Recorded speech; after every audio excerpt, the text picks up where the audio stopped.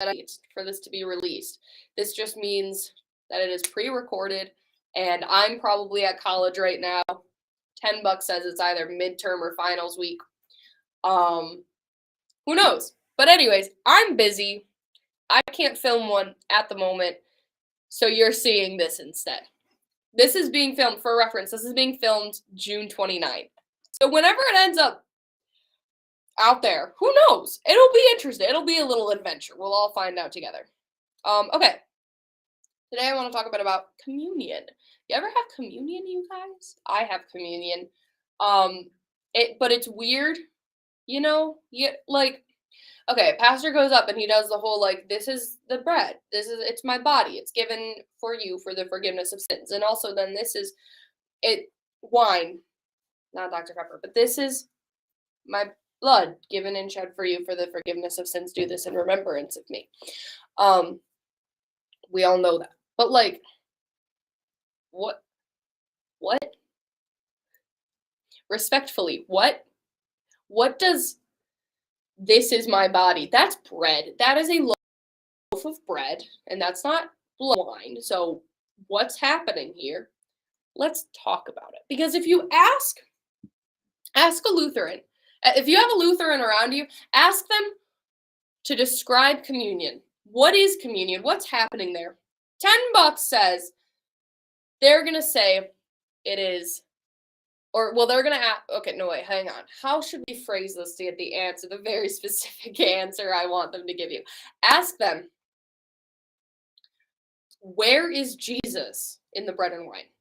Do that one. Ask them, where is Jesus in the bread and wine? And I betcha they're going to say, well, Jesus is in with and under the bread and the wine. Great. What does that mean?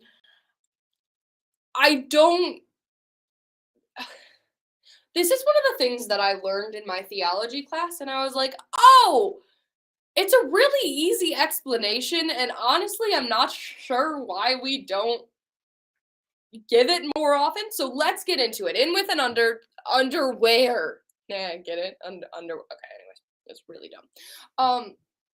So in, what does the in part mean? In just means that Jesus, the body and the blood, is in the bread and the wine. So wherever that bread, the consecrated bread and wine, wherever they are, Jesus is there. Okay? Pretty easy. With. This is a sign for with, just in case you're wondering. So when we eat the bread and drink the wine, alongside the physical bread and wine, we also receive Jesus in the bread and wine, because he's in the bread and wine, and we're going to get with the bread and wine, okay?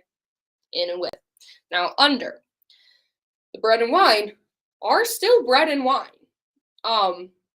If it walks like a duck, talks like a duck, it's probably a duck. And if it looks like bread and tastes like bread, it's probably bread. But it's special bread because it has Jesus in it, it has Jesus with it, it has Jesus under it. The reason it's under is because it sure still looks like bread. And it tastes like bread. And it probably smells like bread. I've never smelled communion wafers, but I assume they smell like bread and not first century Middle Eastern man, because I feel like we would have noticed that by now.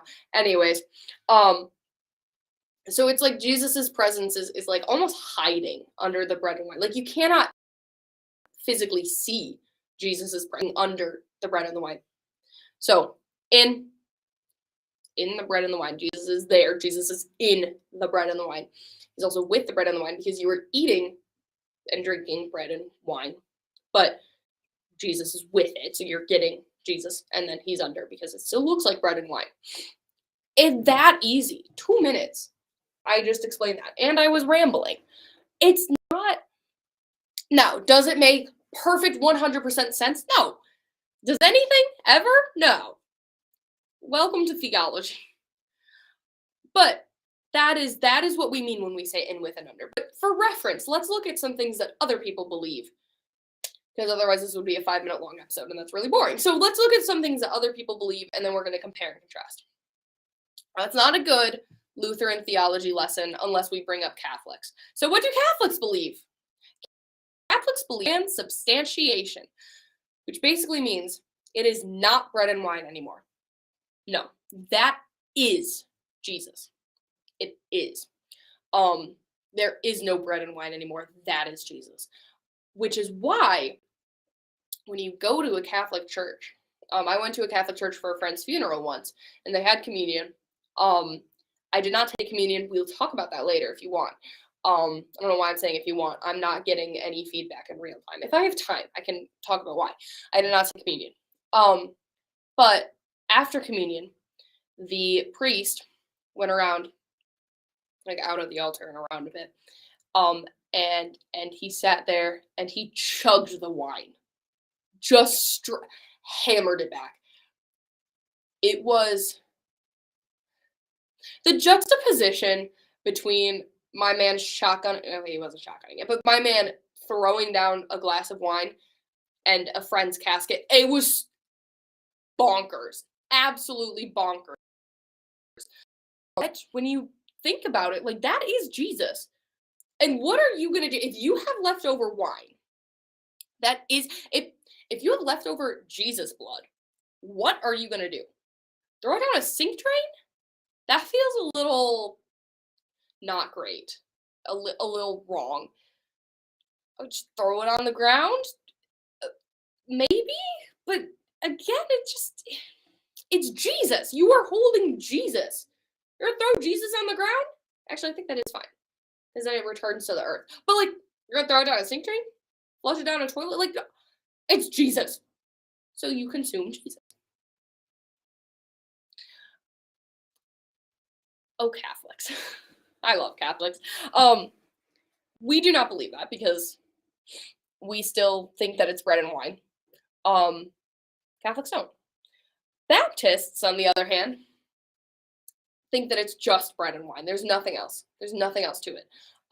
It is just an expression of faith. It is meant to bring the church together. And that's it. Not great, also. We do believe that Jesus is there. It is a means of grace. And yes, forgiveness does come from communion and a bunch of other things, but communion. So there's that. We don't agree with that. And then my personal favorite, John Calvin.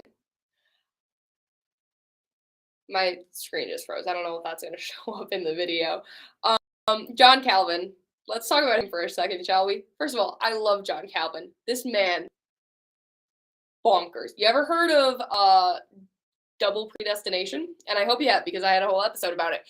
That's John Calvin. Okay, so that's who we're dealing with here.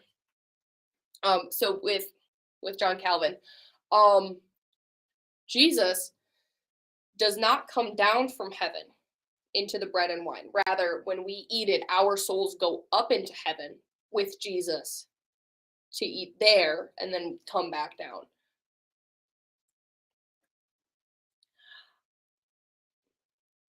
I hope I don't have to explain to you why that's insanity, but I'm going to anyways because I think it's funny.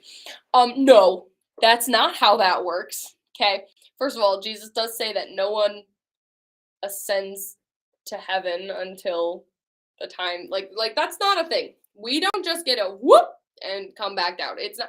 Also, what do you call it when a body no longer has a soul? Dead.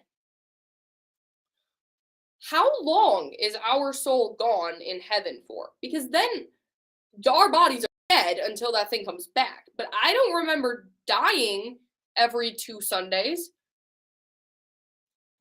I feel like that would be something I would be aware of if everyone just died for a couple seconds. So there are some theological issues with that one.